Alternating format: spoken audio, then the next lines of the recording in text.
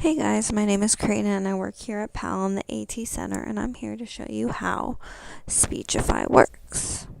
So you first choose the app and then you choose the plus button at the bottom of the screen.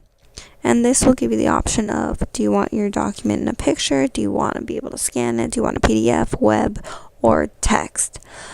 And you get to choose whichever one. So for instance, I'm going to choose a PDF document. And I'm going to choose from Google Drives. And I'm going to choose whichever document out of these. And I'm going to choose my sociology reading PDF. I would tap it, but I already have it downloaded, so then I'm going to press cancel.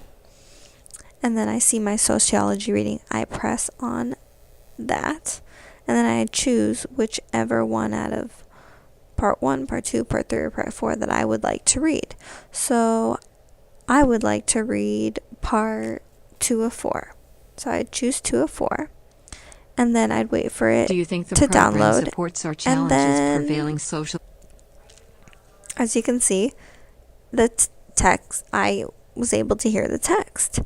And you can change the voices of who is reading. You can use a US female, British, child, doesn't matter what, just depends on your preference.